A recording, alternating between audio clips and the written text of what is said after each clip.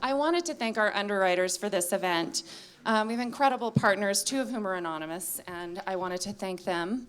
And the Julie A. Wrigley Foundation and Julie Wrigley herself, who stepped in as our founding funder and had faith in us and has been an incredible friend and guide. And so thank you, Julie.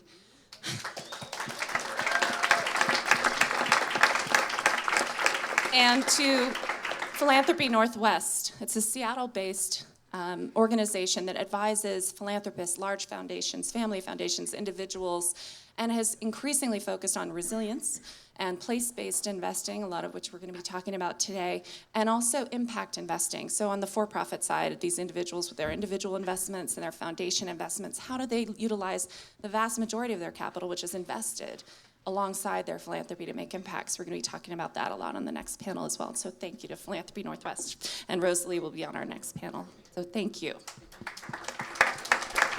And I should say that tomorrow morning from 10:30 to 12:30, we actually have an impact investing discussion with Rosalie and Raul Pomares from Sonin Capital and Michael Schumann on local investing, and our own Kete Tidwell, who's been an example to a lot of us on how to strategically invest effectively with your resources alongside your philanthropy. So if you're interested, just please let us know in joining us tomorrow.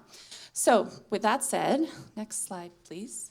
I wanted to thank our partners. As a strategic organization in our community, we are working directly with the nonprofits who have been here for so long and who are so effective in their individual pieces at helping us build resilience. And so we've partnered with those local organizations, from our local academic institutions, the Sage School, Community School, Syringa Mountain School, to our wonderful local nonprofits like the Ketchum Innovation Center, which is helping to incubate new companies, the Band of Angels and Mentors helping to mobilize local angel investing into local companies, Idaho Conservation League, with whom we're working very closely on energy and other issues and has been long protecting our natural environment, to outsiders like the Rocky Mountain Institute, incredible resource.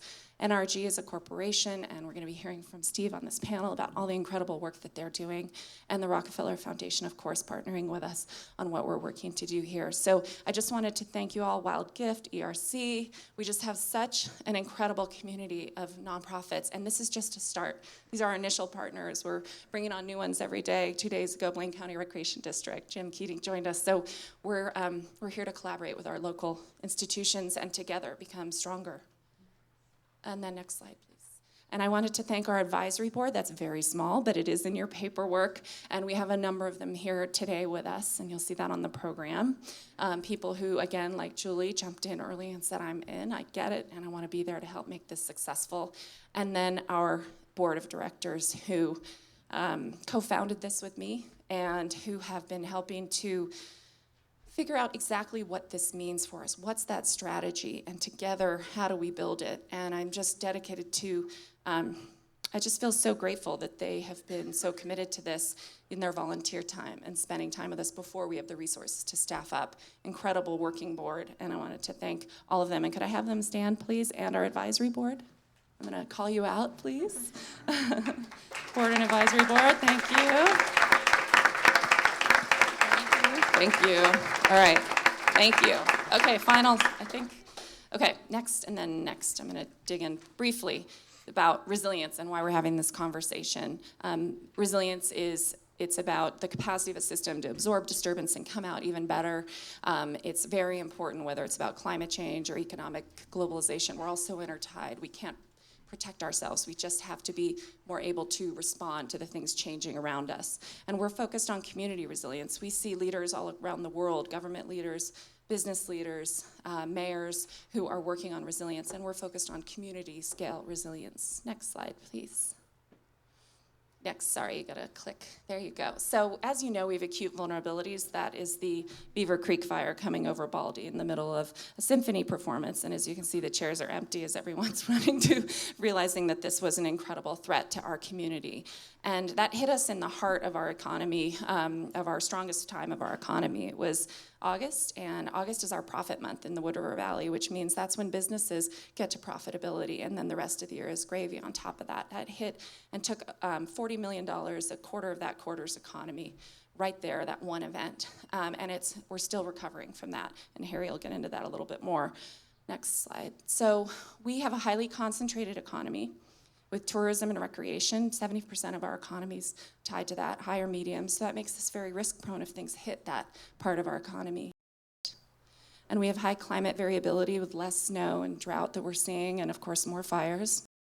Concentrated imported sources of energy and food. 95% of our food comes from out of the valley, and 100% of our energy, unless you have solar on your home or business, comes from outside the valley. So when things interrupt those flows, it hits us hard. Food, it's less about the flows and the accessibility, but it's the quality of that and the fact that we're missing a great opportunity to be investing locally to build our own food systems here. We have that's fine, limited connectivity and access. I spoke a little bit about that.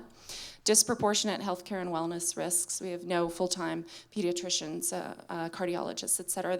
We have demands in our community we want to strengthen in the health sector. And then two-tiered society, which I spoke about earlier. We definitely have significant wealth inequality, which is a challenge, but also an opportunity to be strategic about how we create jobs in our valley and what kinds of jobs. Next. But we have great assets that can address all of these risks. We have great prominence and visibility. People want to come here and join us from other places to be in this beautiful place and bring their own outside expertise, but also tap into our rich human and natural capital here. We have experience with threats, and we have great partner organizations that I mentioned, and we have a great size to be a petri dish, to be a model, and build a model for other communities here. So that is our goal. We've realized we had some major gaps, so we founded the Institute because we needed to fill those gaps of additional human and financial capital. We needed more collaborative strategic approaches to these issues, needed to engage government and business and citizens together in this conversation about our priorities, and wanted to develop tool sets and solutions for others to help mitigate those risks and help other communities, like I mentioned. So we created the Institute, and our mission is we are a center for public education, policy leadership, and investment to ensure economic prosperity, environmental protection, and human well-being in our home community and beyond, with those two objectives of building resilience here and taking those lessons up and out. We're building our resilience framework, which I spoke about earlier. I would just say that from this slide, take away that we are investment first. How do we mobilize resources into not just talk, not just strategy, but let's lead by mobilizing resources, whether it's in energy or food or our water challenges, and around that, we can change the regulatory environment, we can engage the public and make change happen on the ground. So we'll get into that more on our investment discussion. That's it. Now. I've had the pleasure of working with Harry Griffith, who's the director of the Sun Valley Economic Development Organization, and he brings a history of business strategy, having worked at companies including BP, moving full-time to our community 5 years ago, and we're very fortunate to have him. So, Harry, please share with us a little bit of perspective as an economy. Thank you. Thank you. So I'm going to talk a little bit about things locally, and I'd first like to sort of state that it's really tough to follow Corey, to outdo him in terms of his numbers and his data, but I'll give it a go. So the first thing, if you could go to the first slide, is a little bit of context around our economy. So this is a left to right, north to the right, look at our valley. Most of you that are familiar, that are locals, familiar with this, but a lot of our panelists aren't. What I think I'd like to leave you with is that most of the jobs and the businesses are in the north of the valley, whereas in the south of the valley, we really have most of the inhabitants, a lot of the ag, non-tourism businesses. So our valley is really stratified along this sort of 20-mile corridor from Bellevue in the south all the way up to Ketchum and Sun Valley in the north. That's actually an important thing to think into account as we talk about our community. Next slide, please. Our overall economy, I like to say, is about $1.8 billion. That's kind of what I call a GDP proxy. That's composed of four major components. The largest component is sales, so it's sales at retail. It's sales of ag products in the south. It's sales of services. And that's the piece that we sort of look at day to day in terms of fluctuations, a good year versus a bad year. Wages are a little bit lesser amount, around $400 million in the economy. Sole proprietors income, we have a lot of sole proprietors, around 1,500 people throughout the community that basically do 2 or more jobs on a part-time or full-time basis. That's about $175 million in the economy. And then the real estate side of things, both residential and commercial. Obviously, as a resort community, we've got a lot of high-end real estate, but we also have basically homes for folks working in the services and other industries. Part of that's commercial, which is the $100 million, and the $300 million is a representation of the residential side of things. So out of that $1.8 billion in GDP, if we go to the next slide, we've had a nice roller coaster ride over the last 10 years. So you can see from that in 2006, this is again focused on the sales, but you'll see the same trend for all the other components of GDP. That's gone down by about 35% to the depths of the Great Recession in 2010. And we've come up nicely. So over the last 3 or 4 years, we've had a good recovery, but on an adjusted basis, we're still well below where we were. I think the important thing to also reflect in our economy is the lack of diversity. We've done some work in looking at how much of our economy is correlated with tourism. What this basically shows you in summary is that around 78% of our economy was tourism related back in 2006. And today, that diversity has decreased. Basically, 81% of our economy is heavily correlated with tourism. So, like it or not, we are a tourism-based economy, which exposes us to all sorts of fluctuations. Next slide, please. So why do we care? Tourists, they keep coming every year. We've had Allen Company for 20 years. But we do care because we have fires, we have natural disasters. There's things that we have to care about, other threats to our community, which maybe aren't evident, but we have to worry about everything from sort of the social side of things in terms of what people can earn, hunger problems. Believe it or not, as Allie, I think we'll talk about later, we have people that struggle to put food on their table. Crime's not really an issue per se, but we do have to care about the economy and some of the national concerns in terms of cyber threats, terrorism, and things like that, because they influence whether people come here or not. They influence whether people are going to move here and establish residence. So all of these things impact our local economy. Next slide, please. More sort of down to earth, what are some of the recent community challenges that we have? This is just a laundry list of things. Doesn't go back into remote history, but Castle Rock Fire, 2007, those of you that were here, remember what that did to our economy. We've had a number of other events, whether it's a Christmas power outage that shut down the town for 48 hours, the Beaver Creek Fire, which we'll talk about a little bit later. We continue to suffer from snow shortfalls, and that not only impacts our ability to generate revenue from on-mountain sales, but it also generates our ability to deal with water for irrigation and other uses in the summertime. I think that the Beaver Creek Fire is a really good example of a disaster that touched us pretty heavily. Aimee talked around $40 million. That's just the impact on sales in the community. So we saw a quarter-on-quarter decline in $40 million for the retailers and the others in our community. Beyond that, we lost real estate sales. People didn't come here. They didn't buy homes. Beyond that, people evacuated their homes. How many people here basically packed up during the fire and left? Right. Staying out of town a week, 10 days for health reasons or security reasons.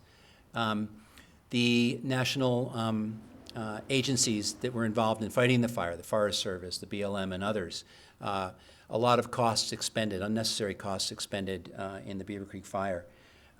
So some real examples that really hit home, I think, that were very relevant for us and caused us to say, what can we do next time? Another example of a local issue, snowfall. So this is the 2013 season where we all know we had a terrible snow year. As you can see from this, we lost a lot of skier days. Month by month, it added up to roughly a 20 or 30% drop in skier days.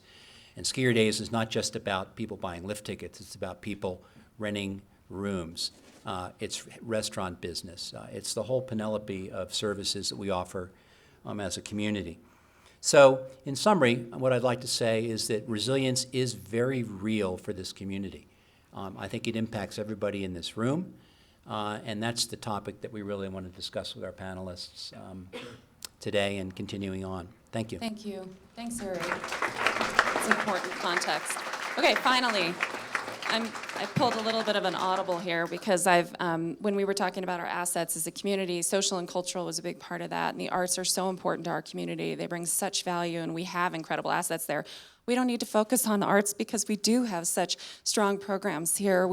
It's such a heart of our community. And so I asked an artist, a friend of mine with whom I've worked over the years on environmental issues and who himself has been dedicated to this. And he said to me, Aimee, the one thing I can bring is a little bit of heart. And I think it's important as we start off our conversation in our organization. So I want to ask Peter Horton to join us. Peter is a writer, director, producer with Pico Creek Productions in Los Angeles.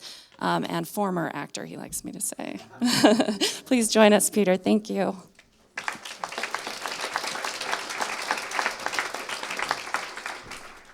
When Aimee suggested that I say a few things, the first thing that hit me was a Stephen Wright joke, which is basically, it goes like this. He says, what if Wile E. Coyote finally caught up to the Roadrunner, took one look at him and said, oops, wrong guy. And I feel a little bit like that up here. It's like, what am I doing here?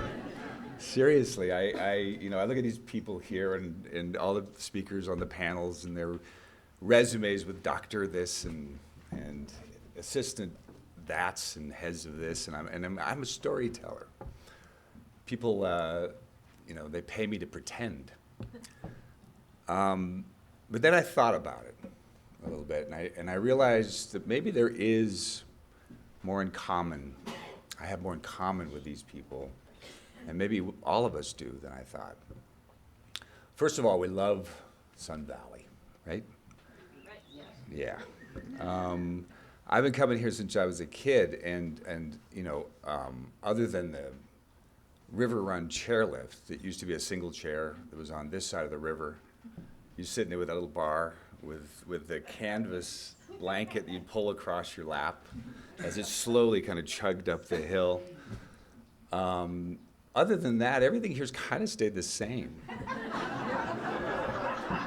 I mean, even the lodge, which until recently was exactly the same as when I was a kid. And the good news is I got to bring my kids here, every year and go skiing. And I got that narcissistic blast of seeing them run down the same hallways and bowl in that same bowling alley, and even get to like that lousy chicken or French onion soup that they serve in the restaurant. But the big difference between when I was a kid and my kids, obviously, is when I was a kid, snow, rain, weather was just a given.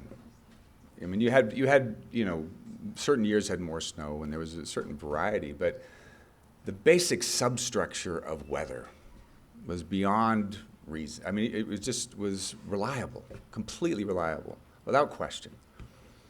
And consequently, so was Sun Valley. Sun Valley would always be, right, because it had snow.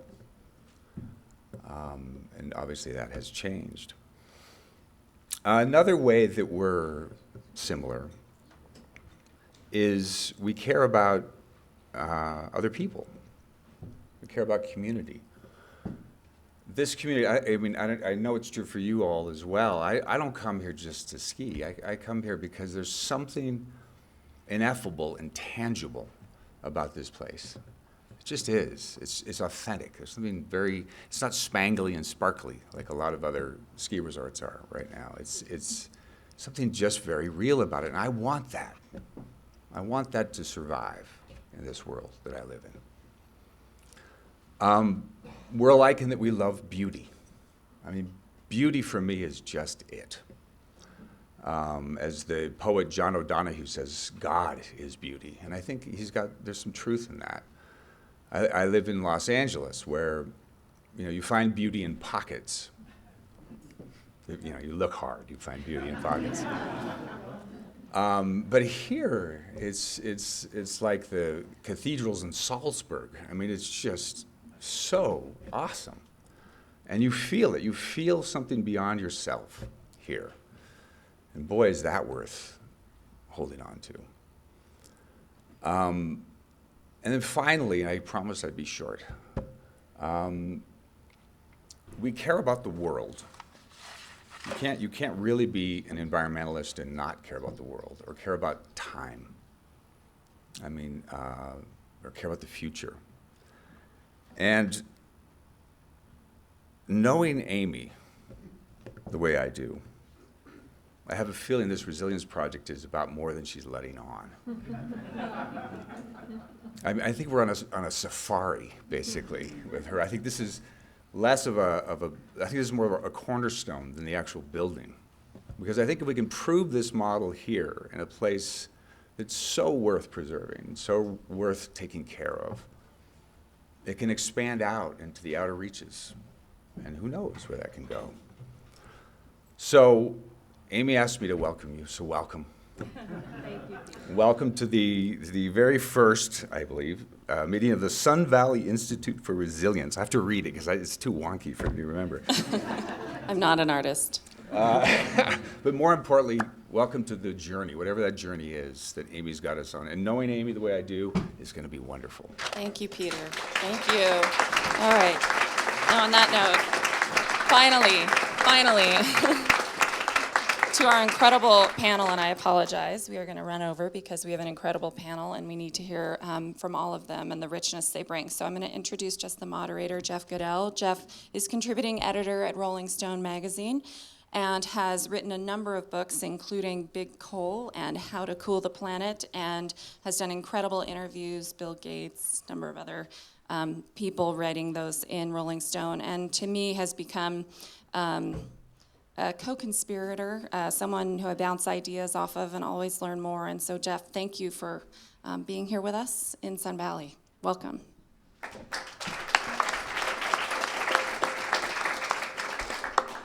Thank you, Aimee. So we have a very cozy group here, as you can see. Let me just give you a real quick introduction, and then we'll start the conversation. Brent Stacey at the end, who is the Associate Laboratory Director of Homeland Security at Idaho National Labs. Gary Dirks, Director of the Global Institute of Sustainability at Arizona State University in Phoenix, which has its own climate issues, I think, down there. Nancy Kete, Managing Director at the Rockefeller Foundation, one of the largest and most influential NGOs in the world. Excuse me. Steve McBee, the President and CEO of NRG Home, which is NRG is a very, probably I would argue, the most progressive energy company in the country, and run by a really great guy named David Crane, who I know. And then at the end we have Jeff Sayer, the Director of the Idaho Department of Commerce. So we're just going to talk a little bit, and then I'll open it up for questions to you. I think I want to start with Nancy. We were having breakfast this morning, and we were talking about the whole idea of resilience and how whenever we talk about any environmental or climate issue, there's all these buzzwords like sustainability and resilience. And the senator this morning said that resilience was a very ineffective word, which I thought was an interesting thing to say. And so I want to start with you and asking you, because you had a kind of great definition of this morning. Tell us about what this word resilience means to you, and why, with the vast resources of the Rockefeller Foundation and the many problems in our world, why this is something that you're focused on and what you're doing. Thanks, Jeff. And thanks, Aimee, for inviting us, the foundation, out here to be part of this event. I'm really happy to be here and to see and meet all of you. So the Rockefeller Foundation is 100 years old. We're 101 years old. And as someone said at the event that concluded the 2-year-long celebration of our centennial, as one of the members of the family said, it's really nice to be starting our second centenary. So the foundation intends to be around for another 100 years. And the reason resilience has risen to be one of our top 2 goals, so a level of organizational thinking just under the mission that John D. Rockefeller set for the foundation 100 years ago, that we still operate in, which is to enhance the well-being of humanity. Resilience rose to the level of goal for three main reasons. One is the recognition that we're in a time of environmental change that we've never been in before, and that's accelerating. We're in a time of population momentum. We have a population size and a rate of growth that, combining with that environmental change, which includes climate change, but there's more to it than that, that's creating a situation that's never been experienced before on Earth. And then you combine that with urbanization, which you don't feel so much here, but around the rest of the world, you know, not only do most people live in cities, far more than most people live in cities, and increasingly most of those cities are on coasts. So then you've got the threat of sea level rise and other things from climate change.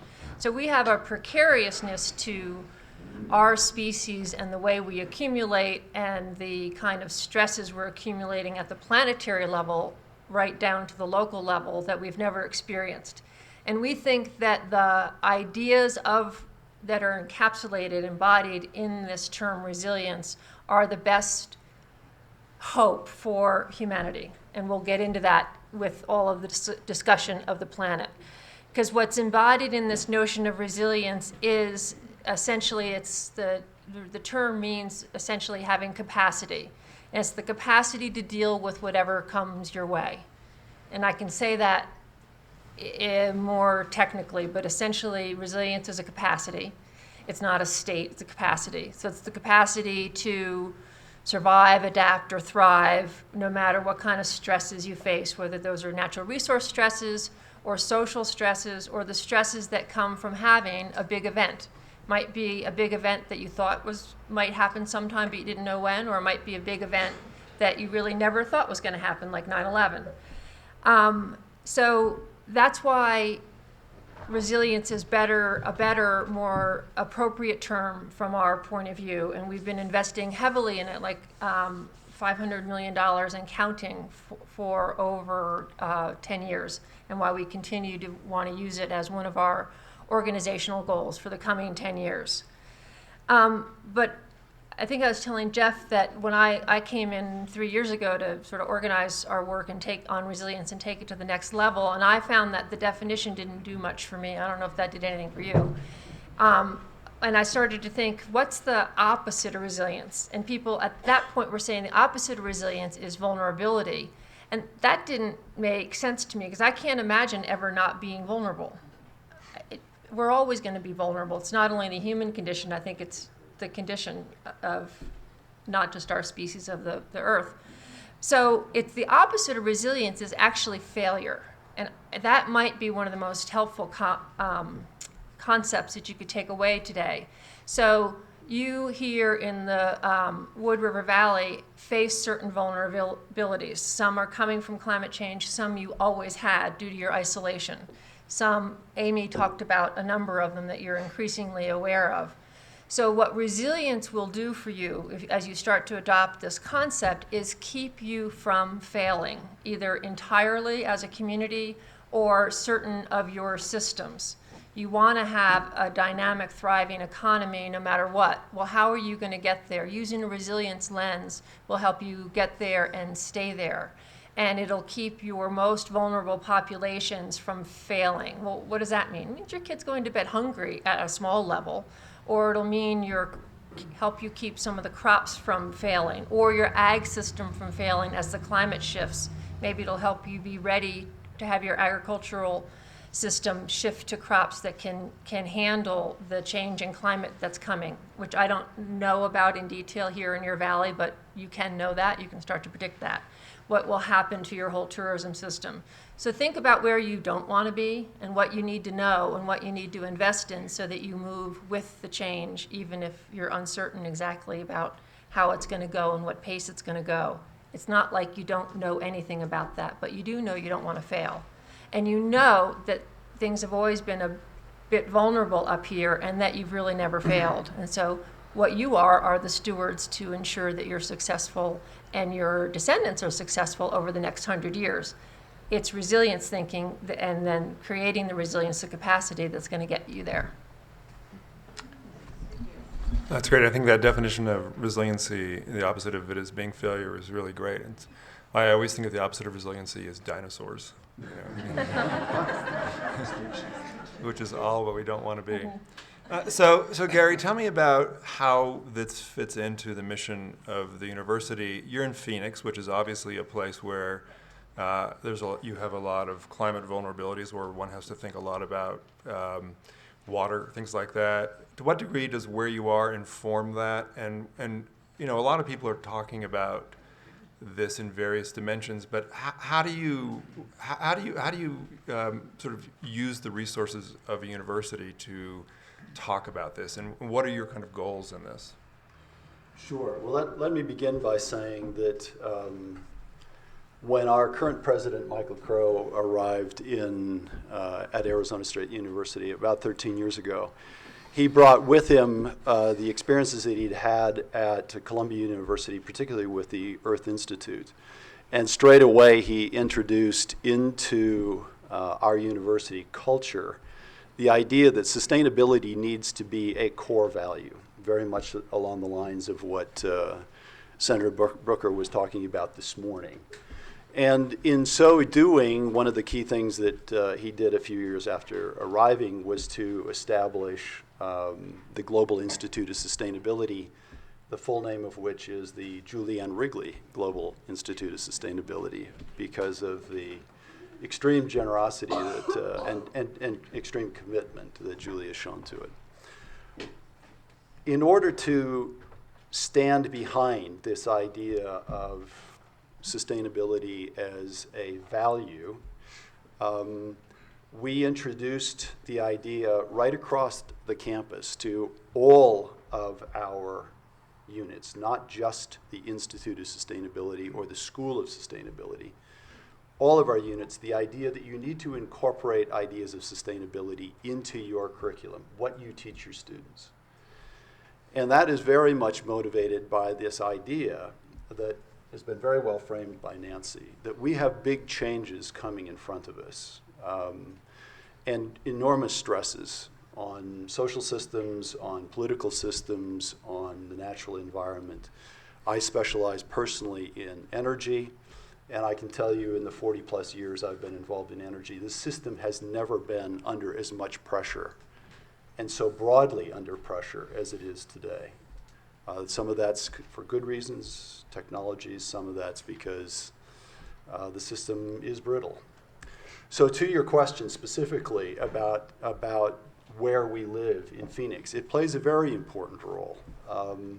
We are well aware of the water challenges that we have, and they are not new. The city of Phoenix, Arizona in general, has had to think about water for a very long time. We have even greater stresses ahead of us. For those of you that are not familiar with the Southwest, the level of water in Lake Powell is a big deal because it determines how much water can be taken out, and it also determines what allocations various different states get. And we take a really big cut if the Lake Powell falls about another 10 feet below where it is, on the order of another 10 feet where it is. So we are going to have to be adapting without failing to quite a substantial cut in water. But of course, that's not the only issue that concerns us with respect to sustainability. Our economy is somewhat more diverse than what that Harry was talking about here in Sun Valley, but it's not as diverse as we'd like it to be. We have to be thinking in the same way as you folks need to be thinking about how do we diversify that economy. But I don't want to overplay the importance of just our location with respect to the importance of education in supporting sustainability and creating people who can think in terms of resilient societies. This is a global phenomenon. So one of the things we try to do is involve our students, yes, in local questions. So we work on solar, we work on water, we work on food systems. Students can participate in that. We reach out to other parts of the world. We send students to Guatemala. We send students to Costa Rica. We go to Albania. I just came back recently from Albania and Kosovo. Literally all over the world for two purposes, really. One is to expose students to this kind of breadth of challenge and the diversity of challenge, how different it can be from one location to another. But also as a way of reaching out to other communities around the world where we can form partnerships, to work on sustainability problems, where we can bring our skills and insights combined with the ones that they have and try to find solutions that work for them and ideally are scalable. So that's broadly us. So what's interesting is also obviously, we're all old people up here, and this is a generational. That hurts. I guess it depends where you draw the line. But we're young at heart, right? That's it. But it is a generational problem. It is. And the universities are at the heart of that because your job is to educate and help young people like my kids and others think about this, right? Absolutely. And so tell me about that, I mean, in the sense of how the interest is driven there. Well, I'd point to a couple of things. One is that every generation, as you get older, some of us are in fact getting old, as you get older, you begin to recognize that generations actually have characteristics that are associated with them. We're clearly, my youth and my generation is clearly different than my daughter's, which is different than the group that's coming into the university now.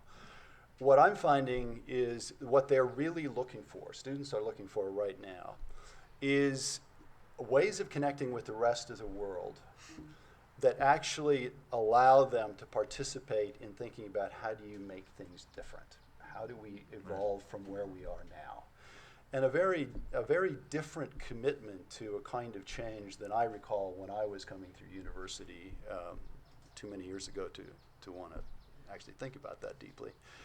They want to know about what problems people are having in other places. They want to know about what alternatives do they have in terms of their own personal lifestyle, in terms of the way in which we organize our infrastructure, in the way that political systems work. They want to know what the alternatives are, and they want to get involved. And so a big thrust for us is how do you nurture that? How do you give them experiences? How do you teach in the classroom in ways that doesn't dampen that kind of enthusiasm, but reinforces it? How do you get them working in teams? How do you get them working with people in Hong Kong? One of our partners is one of the universities in Hong Kong. How do you get those students working with each other in person by going there? They come they come to Arizona, but online. Keep it going. How do you do that? And this is a big part of the education mission. Mm-hmm. That's great. Thanks. So, Brent, I want to ask you about.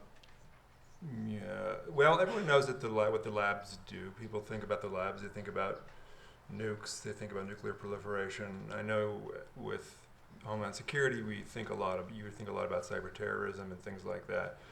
But when we think about resilience and the opposite of resilience, security is a big part of it. I mean, very broadly.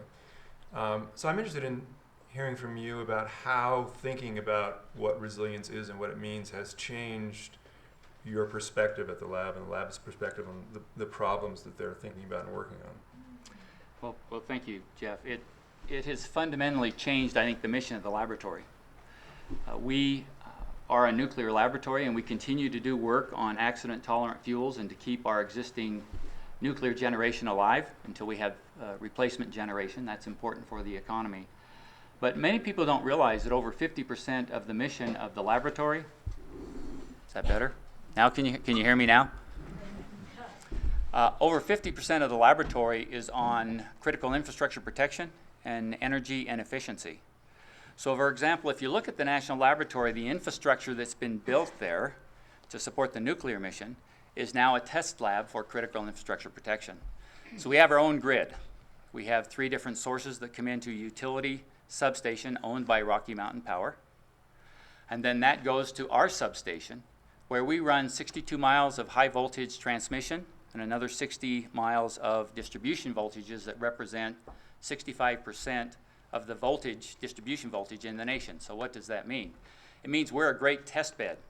There's a lot of models that show what happens when you integrate renewables and how you work communications and other things, but if in fact you don't have a full-scale infrastructure to test that on, you don't really know.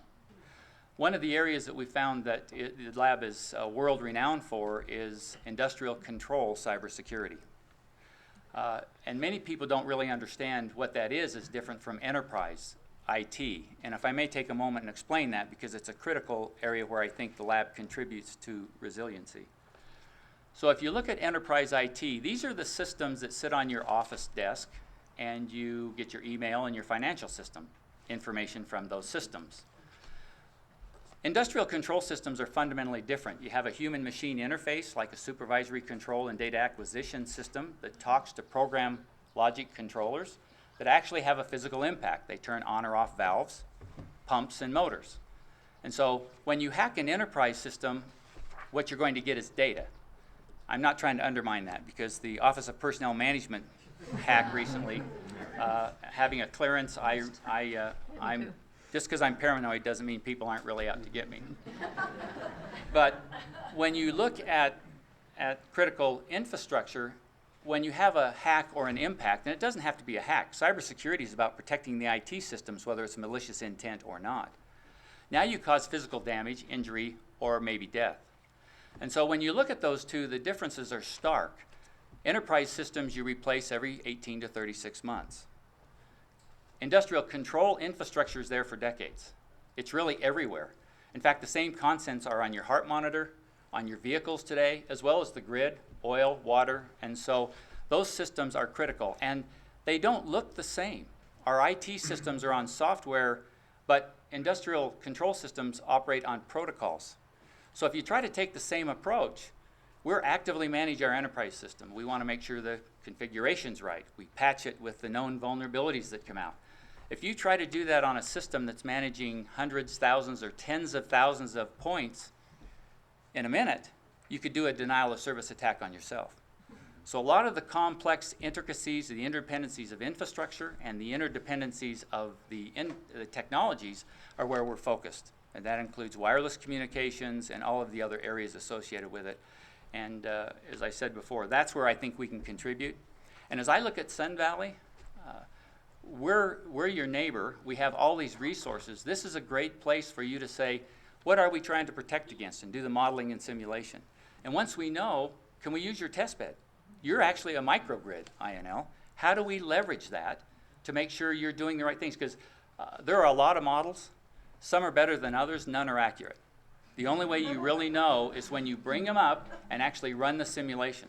So geomagnetic disturbance, the solar flares from the sun with the plasma that hits the earth and induces a ground current. We're doing a lot of testing on what does that do for transformers. We're doing a lot of armor protection for, if you're familiar with the Metcalf incident in Southern California, where hackers came in, cut the fiber optic lines, and fired several rounds into a transformer. What does that mean, and how do you recover from that? So we look at resilience from an infrastructure point, the ability to take a punch, anticipate and take a punch, and not go down, and if you do go down, come back up quickly. We think it's critical for the nation. 124% increase from 1990 to today on power outages across the nation. Our infrastructure is brittle, and we're integrating IT into those systems at a rapid pace without understanding the unintended consequences of that. That's where we're focused. I know this is Aimee's favorite subject, and my paycheck will be deducted if I don't bring this up. What about solar and microgrid? I mean, that's a really important question about all of this, and it changes the vulnerability of this grid and Yep. the systems you were talking about. So tell me about how you're thinking about that, about the integration of solar, home rooftop solar, and microgrids. So we're working with a number of utilities that actually are putting replicates on the laboratory to look at that. But solar and wind and other things that's intermittent has a very interesting impact to the grid. So when it's sunny and you're producing, that's great. When a cloud comes over, if all the panels drop off at once, you can't maintain voltage integrity. So you have to have some other way to do that. So we're working with utilities for what's called smart inverters. I don't know if you're familiar with this technology or not, but basically they talk to each other and they make sure the solar panels come down in a logical fashion and come up in a logical fashion to protect the integrity of the grid. You don't want enough voltage variation that your refrigerator and your freezers and things go out on a regular basis. And so we're working closely on those intermittents, and the integration of renewables is very critical, because in order to make the grid do something it was never designed to do. So the grid was designed to generate power, run over high-speed transmission lines over long distances, step down the voltage, and then distribute it. We're now asking the grid to manage the two-way flow of power. And in New York, the state of New York, they're looking at how does the grid become a platform now that allows the give and take. How are we doing that? Computer systems, intelligent sensors, and networks. And so on smart inverters, if they're not encrypted and have authentication, then what happens? You can have someone come into a smart inverter. We're seeing wireless on wind farms and others. So we're focused on solar. We think that's a key element. We're also a believer as a nuclear laboratory in all of the above, right? We need all of the energy sources to do the right thing. But microgrids are going to be part of the future. In order to be resilient, you have to have the redundancy. It has to be integrated into your overall plan. But we also need the grid. You need both. It's a backup system, and that's how you take a punch. Right. Is that adequate to get your salary to the right? And I want to make clear that there is no salary. I said that, and I was like, uh-oh. I think I need to correct that. So now let's turn for the young hipster point of view. I don't, which one is So Steve, this plays into what he's talking about. Yeah. Plays into what? So most of us think of power companies as these big things that have machines that make kilowatts that people buy, and that's your business, and that you generate kilowatts and people buy it and you make money off of that. But clearly NRG is showing that that's not what utilities and power companies do anymore. So talk a little bit about that and about what you're doing at NRG Home, and how this plays into the things that we've been talking about the coming need for resilience in our communities. Sure. No, thanks, Jeff. And I mean, first of all, Aimee Christensen. I mean, can we just give it up for Aimee Christensen? So this is really great. I'm really glad to be here, and I'm also glad that I didn't have to travel to be here, because I've been as often as I can be resident of Ketchum for the last 11 years since I've owned a home here, and so it's a very important place to me. I had dragged my two oldest sons up here, Brody and Finn, who are 11 and 8, and they sat through as much as they could, and then they just coded me out here and said, can we go ride our bikes?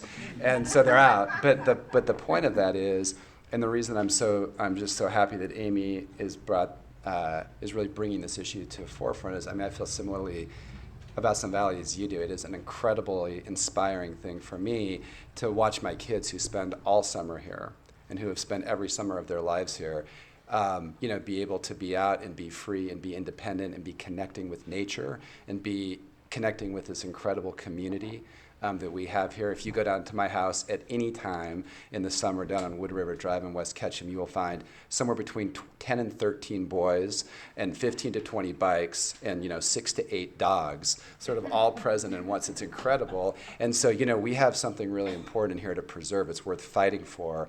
And I think the resilience theme is really important. And as I think about the world today, right, the world is an incredibly fragile place. And we're also living at a time in in the human history where it's maybe more dynamic and moving with more velocity than at any other point in human history. And so when I think about, what is the key feature that we as communities, we as corporations, and we as individuals need to have in order to manage through that velocity? Resilience, right? Constantly being able to reinvent and thinking about new ways to add value and new ways to position what is valuable about us and our communities and our corporations. And so, NRG, corporate, is actually an NRG Home, which is a business that NRG Corporate started 6 months ago that I'm the CEO of is really an expression of resilience. NRG is one of the largest power providers in the country and has been a traditional provider of power generation for a long time. And the board of directors and the leadership at NRG decided that the current track that we were on was not a track that was going to work. One, we're one of the largest, coal-fired power providers in the country, and there is a view at the board level and at the leadership level that there is a moral obligation to act, right? And secondly, that being a big coal-fired power player with the social trends on sustainability was not a good place to be, and so we needed to pivot our business for that reason. And third, if you're a business that's relying on the grid, and I believe in the grid, but I think we have to significantly reinvent the role the grid plays in providing energy to the world. But if you're relying on a centralized hierarchical kind of dumb machine to deliver your product in a world that is becoming modular and digital and decentralized, that was not a good place for your business to be over time. And so we reorganized our business 6 months ago into 3 businesses.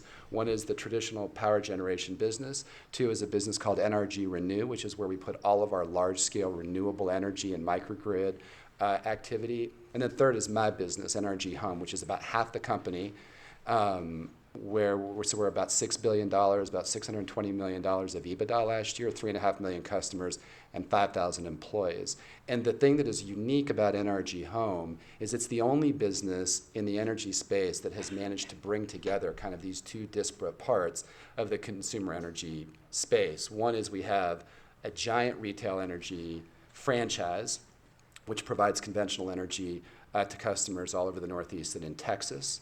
We serve about 2.7 million customers in that business. And then on the other side, we have a portfolio of clean and sustainable energy solutions, starting with rooftop solar. I love seeing this, all the solar references, the suns everywhere.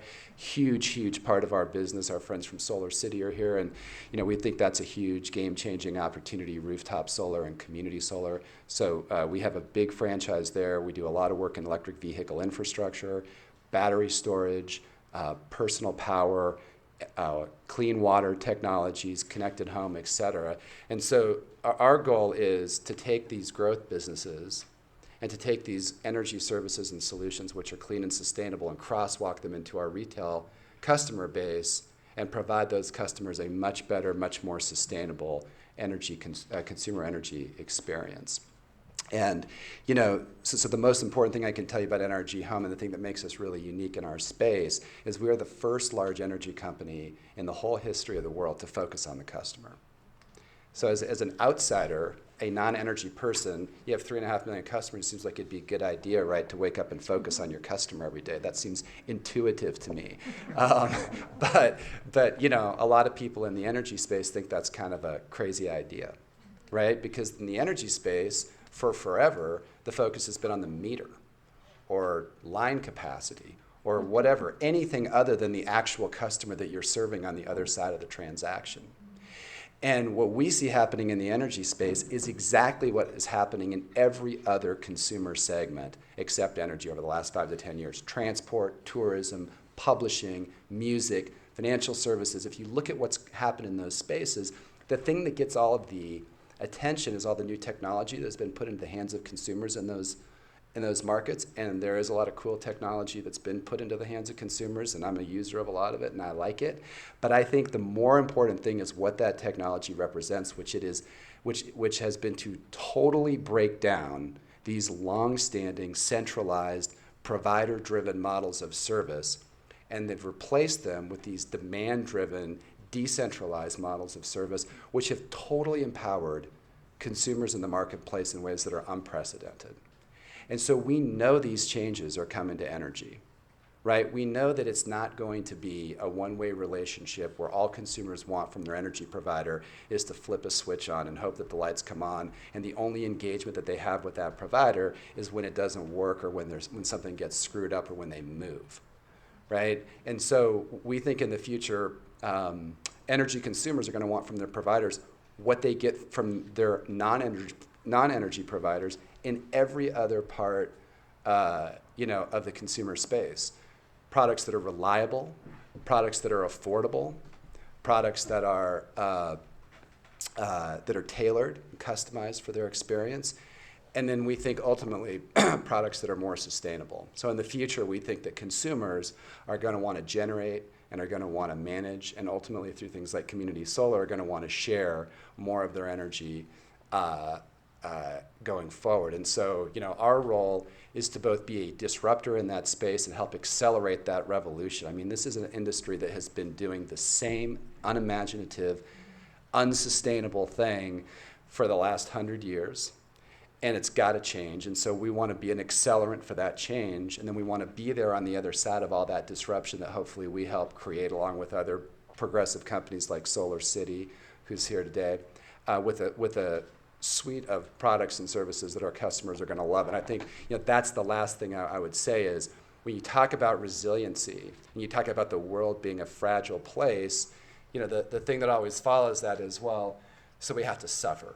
So it's going to be worse. So we have to change, right? And I think sometimes, and in some cases, that's true. But I think in the case of energy, we're going to be able to, if we can figure this out and if we can get progressive companies doing the right thing and working with progressive policymakers to put the right regulatory architecture in place, we're going to have a situation where we're not only going to be able to provide more sustainable energy into the consumer-facing markets, and not only create a lot of shareholder value for the companies that are doing that, but we're going to be able to create an energy experience for customers that doesn't suck, right? That's imaginative, that's tailored, that sort of provides energy to customers in a way that works for how they live their lives. I mean, one of the things we're heavily investing in is portable power. We just, some of you, does anybody in here know Goal Zero? Yeah, so Goal Zero, awesome company we just acquired based in Utah. They provide solar-powered, portable power products, right? So you can get your power on the go. And so whether it's through technologies like that or through electric vehicles, we think, millennials in particular are going to think it's crazy 5 years from now that you have to be affixed to your wall in order to get your energy. Right? I mean, it's not. I was saying, my oldest son who was here a few months ago, does everybody know Sling TV?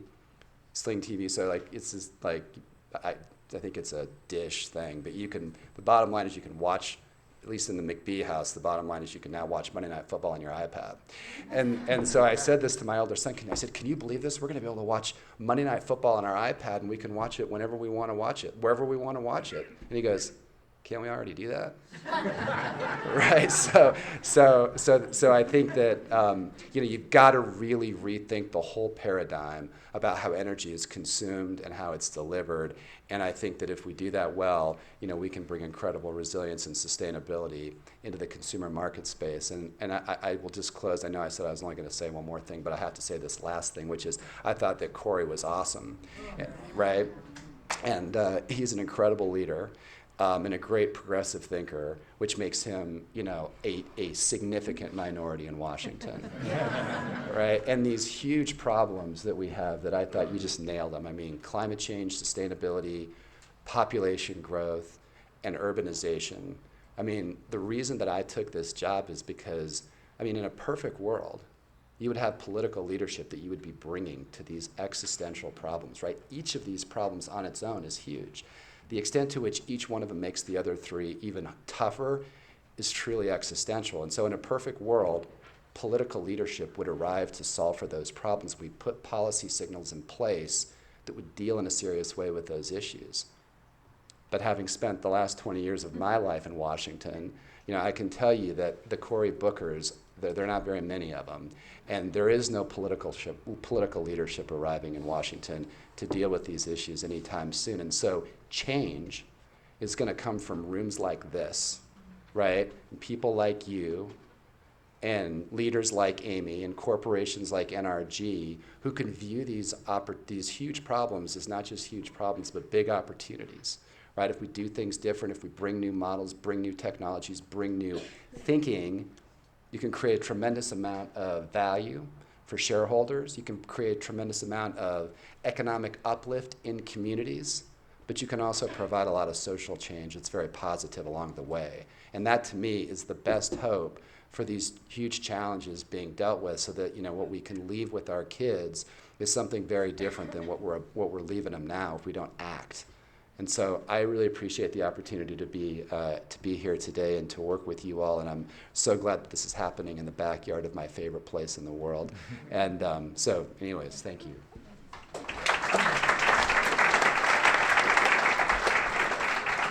Well, it's certainly true that what you guys are doing, what most power companies in America are doing, and trying to reinvent themselves from selling kilowatts to selling happiness to customers, and is a big deal. And Non-awfulness. I mean, you can start with just non-awfulness, right? And puts you guys on collision courses with companies like Tesla and Google and lots of other people that are moving into this space in unpredictable ways. But speaking of unpredictable ways and diversification, Jeff, that is something that you must be thinking about also, because our changing world is changing the economy in Idaho also in unpredictable ways, and you have to be thinking in the future about that, how it's impacting, not just tourism, things like that, but agriculture, water resources and things. So tell me a little bit about how thinking about resiliency and preparing Idaho for a kind of better future, how that has impacted your thinking. I'll start with your last phrase, last statement. I'm just laughing at myself that I'm up here. And when I got the invitation from Aimee, I wasn't quite sure why I got invited. I think I'm the token Republican capitalist state leader up here. I am fascinated with this discussion, though. And let me just share with you a little bit of a personal conversion so that you understand just where I'm coming from. I always prided myself on not being an environmentalist. And I know that's a lovely thing to say in this room. But I'll just put it out there. I'm pro-nuclear, I'm pro-capitalism, I'm pro-growth, I'm pro-economic expansion. I mean, I'm all of those things. But I'm fascinated with why this conversation is so important. And I will just tell you, my lovely bride who is with me today has me now taking my plastic bottles and aluminum cans out to the recycling bin. So you might refer to me as a reluctant conservationist as I work my way to the middle of the spectrum. But I'm here with a lot of respect for the people in this room and the intellect that's surrounding this conversation. Idaho has a lot of momentum right now.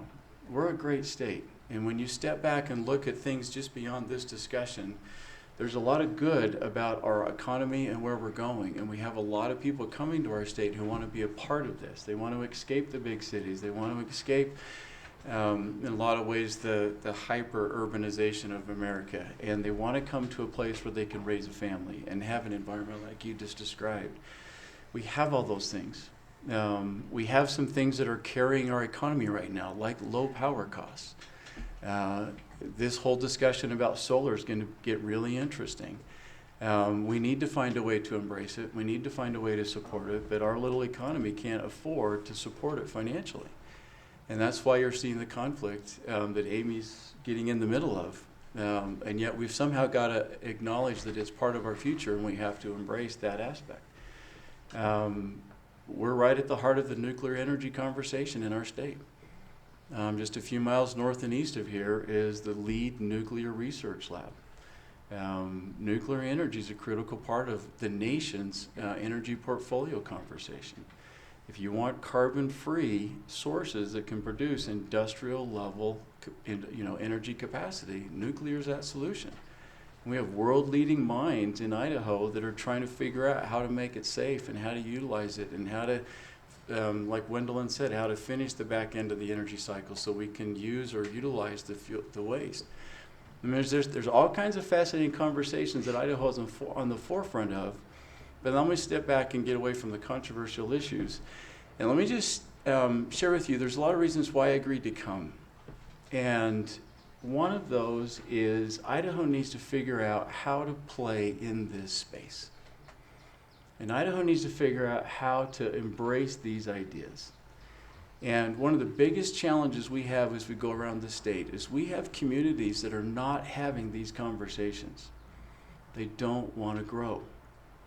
There's communities that just want to keep it the way it is. And we can't survive as a state if we live on that. We have our challenges.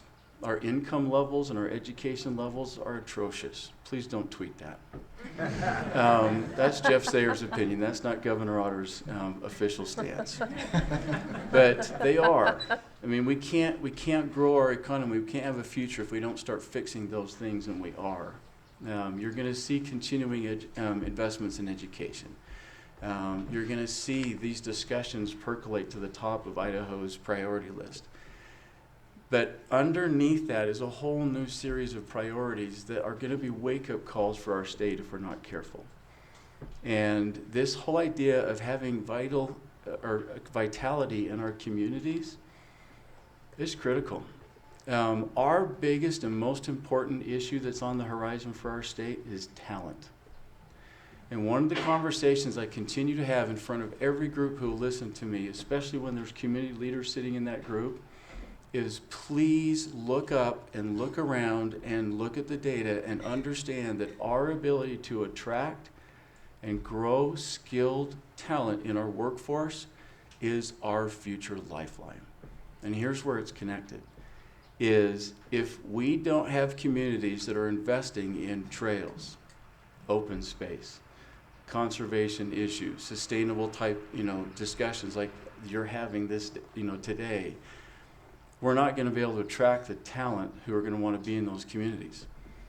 It's connected, and I think that's the part that our state has to figure out, is these kinds of issues you're talking about right here are not only important for the globe and the planet and our society and the world and the nation, but from a strategic, tactical sense, they're important for Idaho just so that we can be a place where people want to come to live.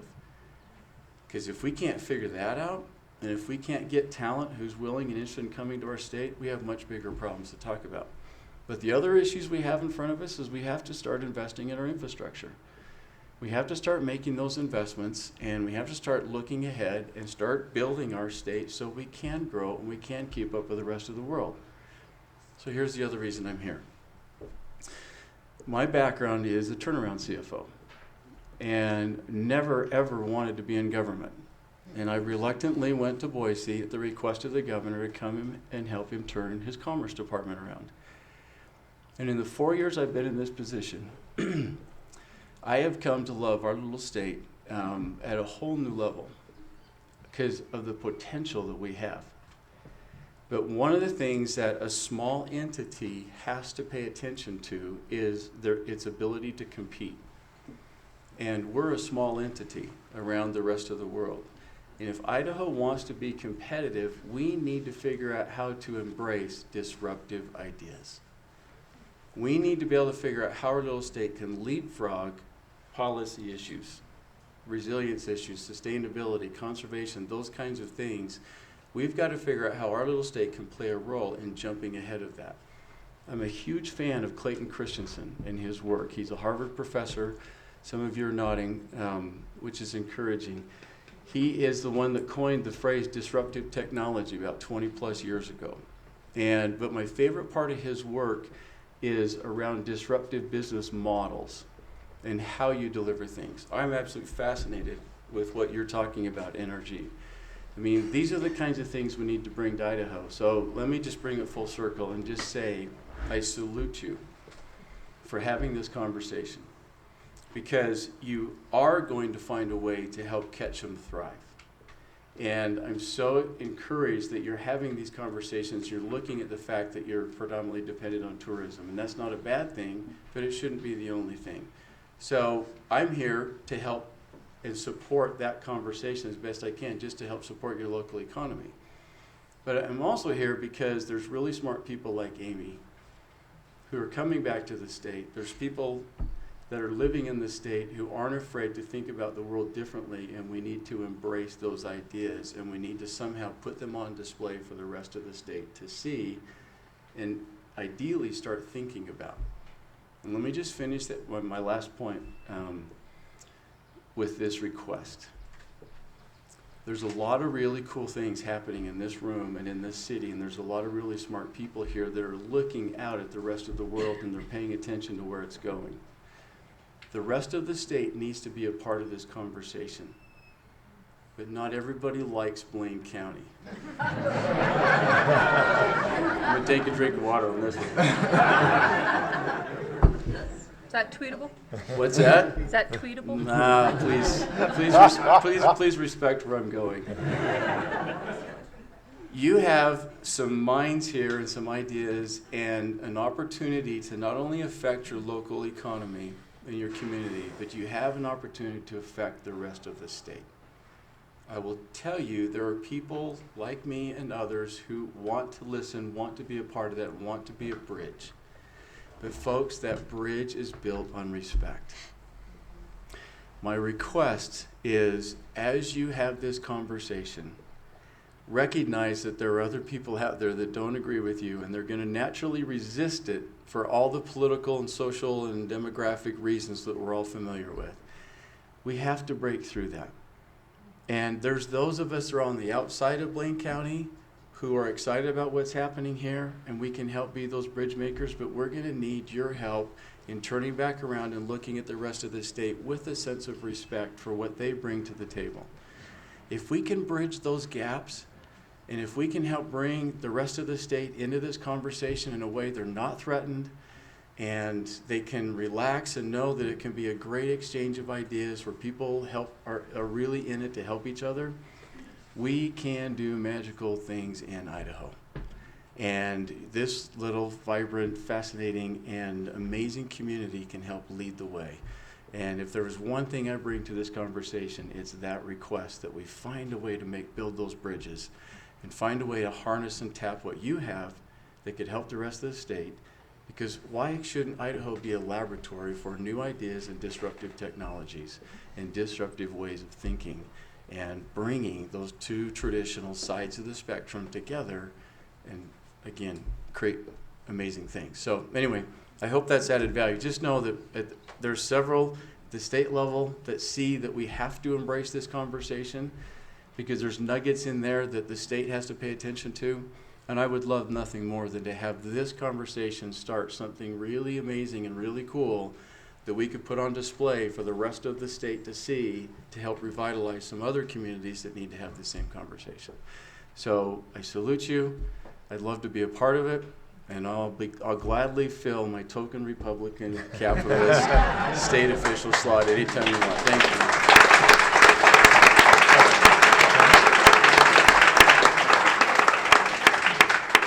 Jeff, thank you for that, and I think I speak for all of us to say we're very glad you came here also. Glad to be here. So that was great. So speaking of diversification, we're going to open up for some questions, and we only have a few minutes. We're running a little bit long, but I'd love to hear if anybody has any questions for anybody here on the panel. This is a great panel, and I would love to ask each of you a question. To limit to myself to one, Steve, it seems that the two biggest challenges for new energy and the rest of it are the issue of stranded assets, for instance, coal plants that don't fit anymore, and the issue of unbundling transmission costs and figuring out how to apply that. How are you guys going to approach that?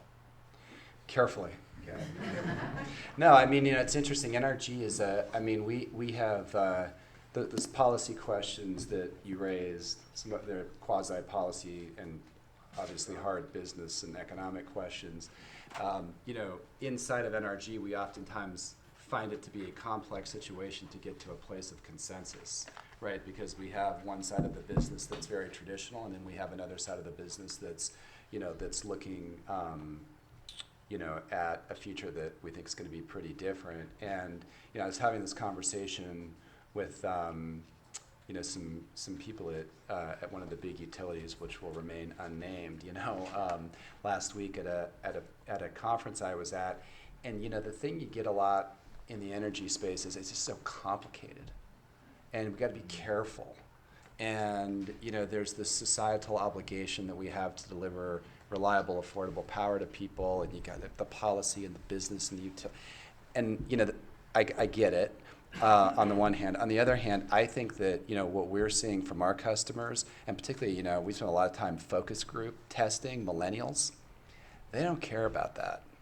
They want an intelligent energy solution. And so I think that the thing that I think is going to be interesting over the next 5 years is whether there can be policy decisions that deal with those issues that you raise, where industry and policymakers can work together and try to find a consensus way to sort of orderly move things forward, or whether all of this talking and hedging and incrementalism is just ultimately going to blow everybody that's in that conversation out of the water, because these consumer trends are so powerful, right? And to me, it is just so intuitive that people are going to think in 3 to 5 years that it is, that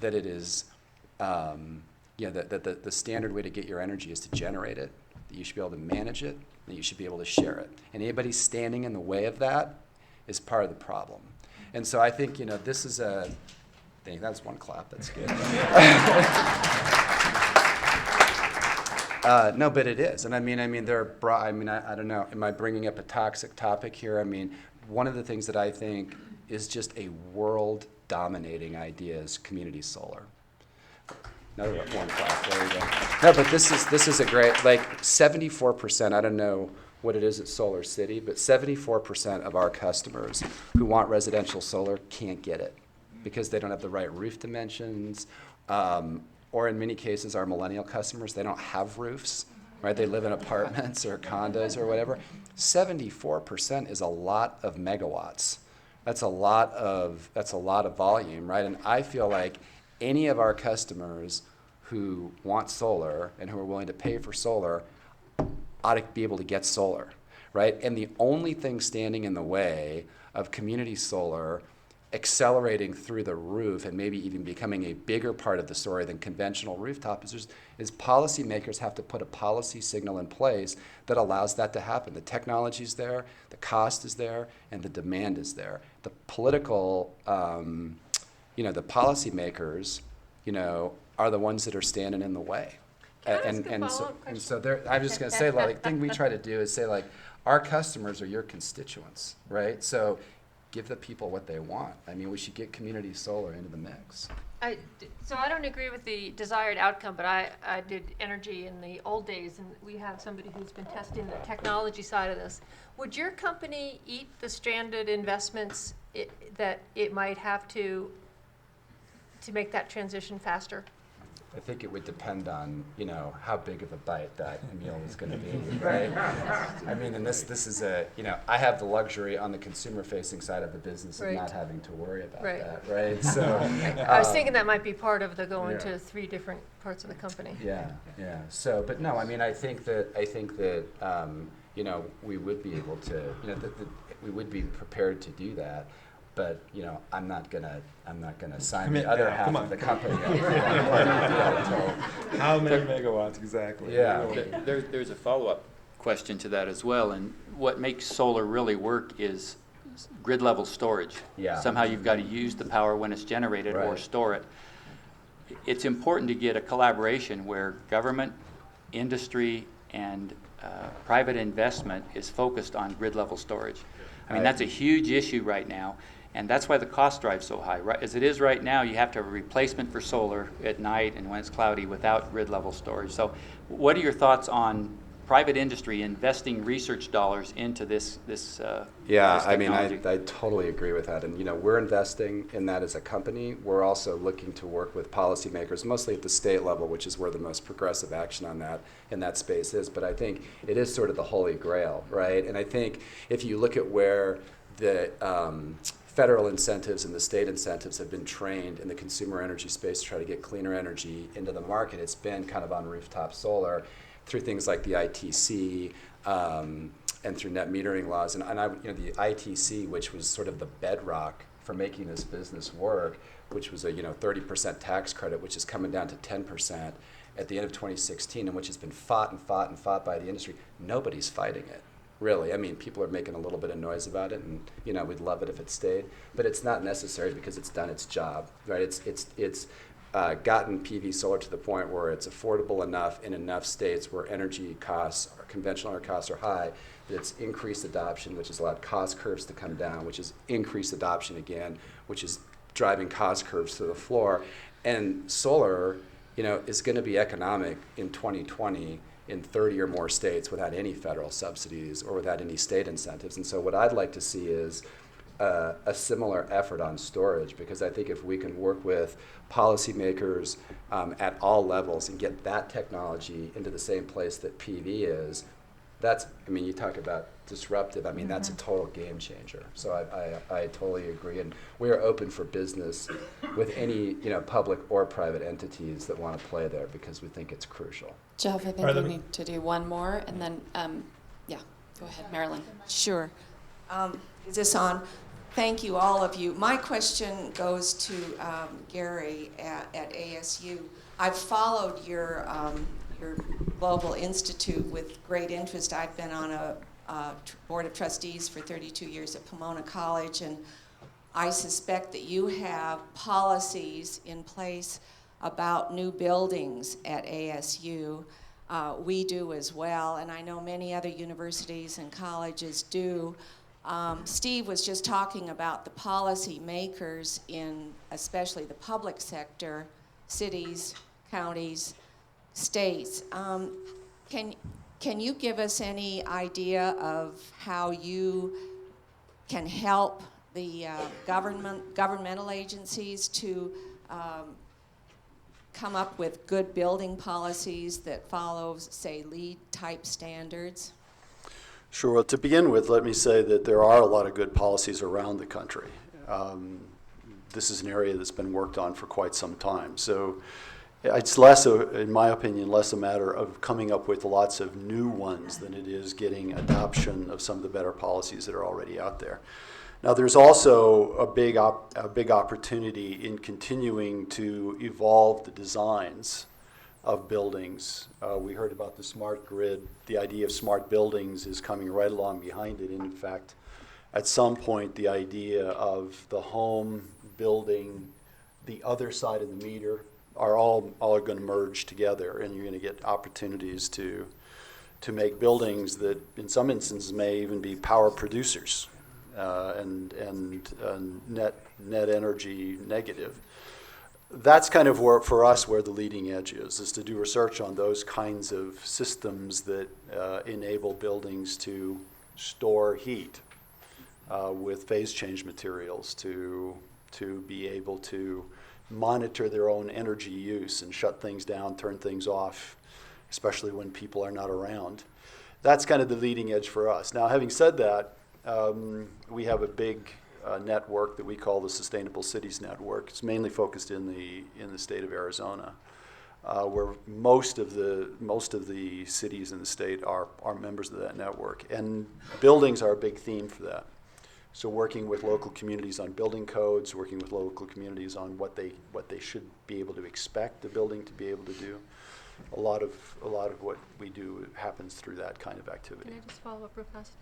I just want to take the opportunity to say, here's one of the potential differences between sustainability thinking and resilience thinking.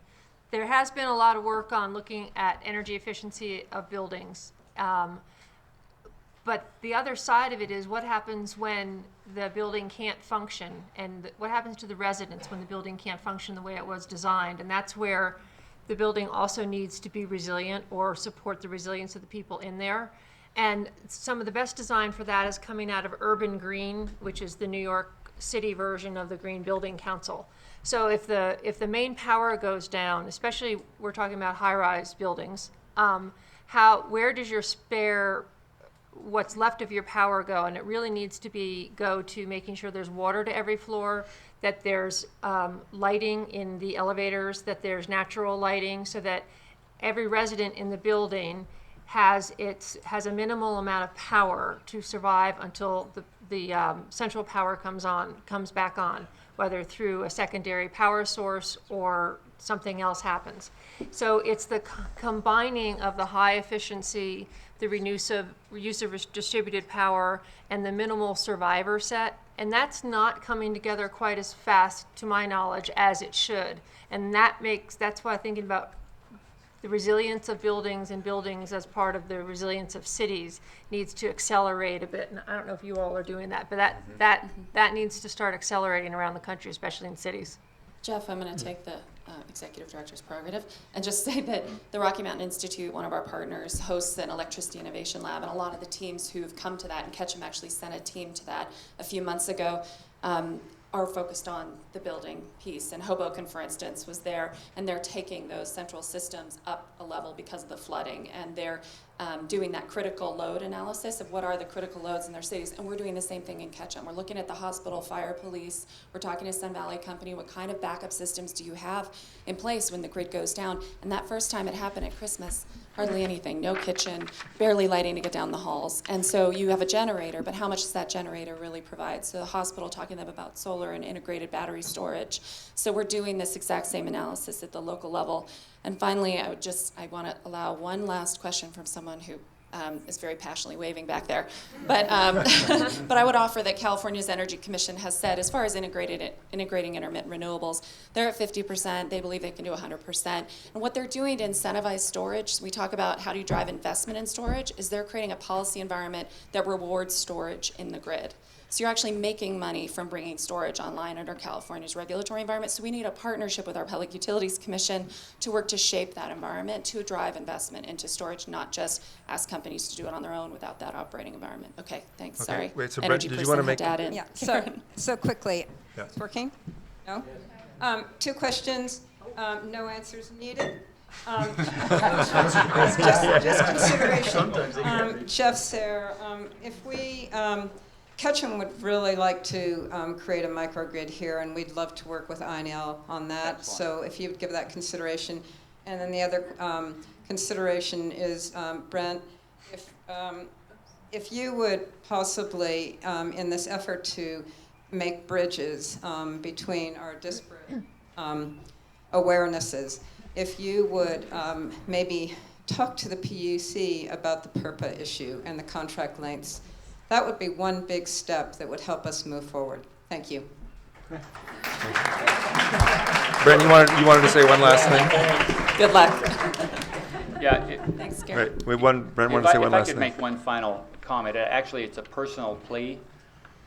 You're at an inflection point, I agree, and you're going to be developing a microgrid and resiliency, and that's going to take technology.